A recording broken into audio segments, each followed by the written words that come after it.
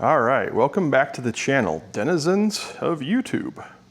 Today, I want to bring you a quick review of these Rigg Gear by Nelson Rigg soft saddlebags. These are in the Hurricane line from Rigg Gear. And for the purposes of this video, I'm going to use Rigg Gear and Nelson Rigg kind of with equal weight because Rigg Gear is the adventure brand for Nelson Rigg.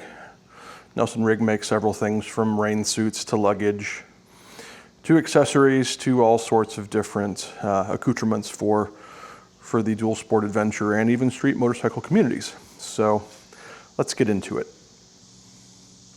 You'll notice as I've started this video that these adventure saddlebags, these Rigg Gear Adventure Saddlebags, Hurricane Adventure Saddlebags, are attached to my 2024 Husqvarna Norden 901 Expedition that is looking kind of beat up and very dirty because I recently returned with it from the Great Ohio Adventure Trail or the GOAT. I'll put a link in the description of this video if you're interested in checking that out. It is a roughly 1,200 mile route that starts in far southwest Ohio and goes up to the northeast, traversing some pavement, but a lot of gravel, dirt, two-track national forest roads, and as you can see, obviously some mud as well. I haven't washed the bike yet. That is on my plans for the day. But I wanted to show you this bike in its natural habitat, or at least what it looks like coming back from its natural habitat with the bags in their natural habitat as well. Because if you're going to commute with these, that's one thing, but if you're going to use them on an adventure ride, having them work hypothetically only is like wearing a condom and expecting it to work hypothetically only. You're gonna end up with a baby, and in my case, I would have ended up with some wet and very dirty belongings. With that said, I intend to give you a review very quickly here on how these bags are to work with, how they are to travel with, how they are to use, how they respond to abuse. Obviously, they've been given some, and are they worth the cost of entry? Rigg Gear as a brand is thought to be more on the value side of the spectrum as compared to its competitors, many of which I'm sure you're aware of. I'll let you look them up if you're not. But from a functionality standpoint, just to get things started off, I would say that the bags do exactly what you'd like them to. This being the Hurricane line does mean that they are waterproof, and I got to test that out a few different cases. Some from above, others from below and from the side, as I went through a lot of water crossings, puddles, rainstorms, etc. And all of my gear stayed dry, albeit the bags got a little bit dusty and dirty on the outside, but it's what you can expect when you're riding off-road. You'll notice I have a Touratech luggage rack here that is now sans anything on it. And that is because I have taken off the Rigg Gear Hurricane Adventure tail bag, which I have a review of previously on this channel. And simply put, that does what it's supposed to do as well. All right, let's very quickly go over some of the boring stuff, some of the data on these bags in case you're curious. So, these bags do come with a lifetime warranty. They have a rig strap system where you can mount them to your pannier racks, or you can use the quick release plates. We'll get into the quick release plates here in a little bit. They are optional for an additional fee. I think they're worth it, but there are some caveats to that.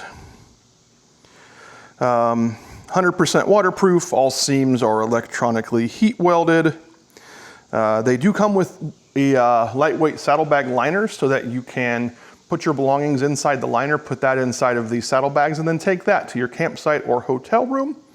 I found that the liners fit the bags very well, and I was able to put things beside those liners as well, such as a laptop or a camp grill, bushcraft grill, etc. So they don't take up the entire space of the bag if you don't want them to.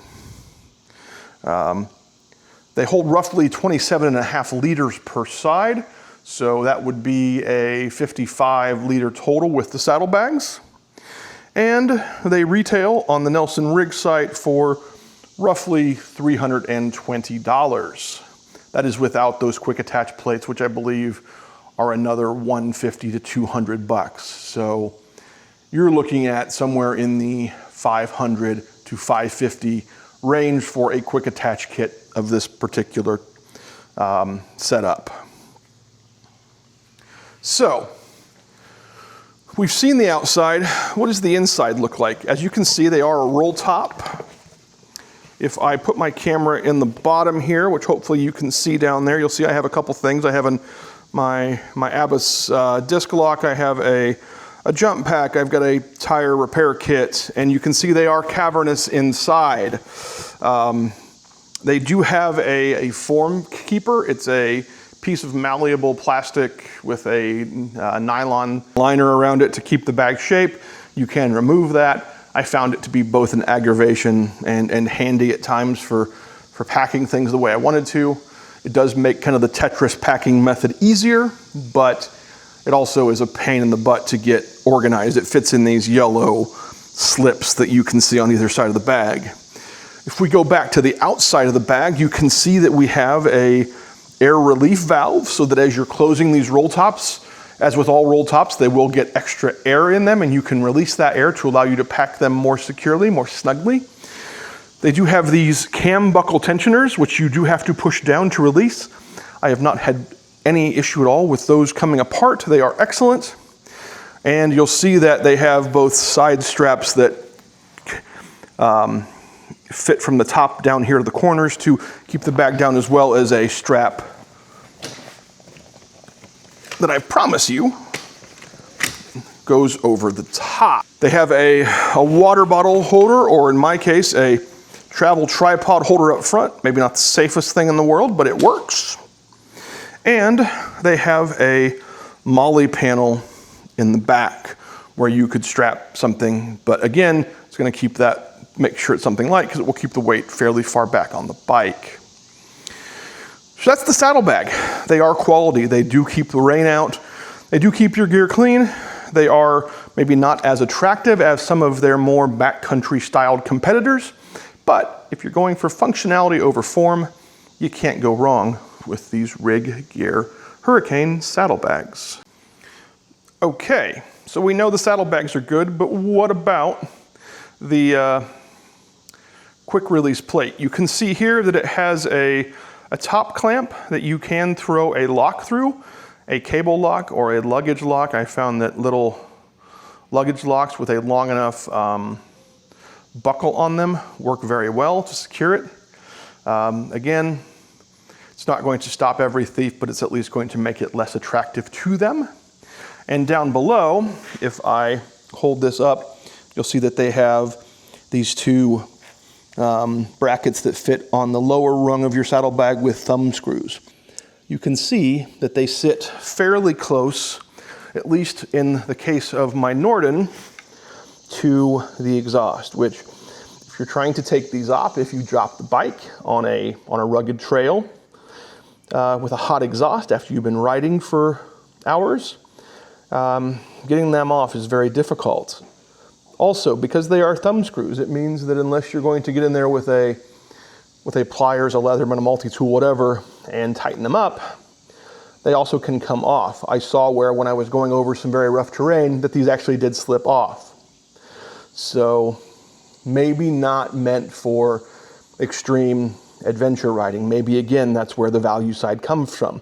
I'm not saying that. I'm just saying that that's something you should consider if you ride aggressively or over rough terrain with these particular quick release brackets. You can pop it off and the bag will slide down and slide off. I don't have the set screws put in. When I go to put it back on, it clicks back into place. Nice substantial click.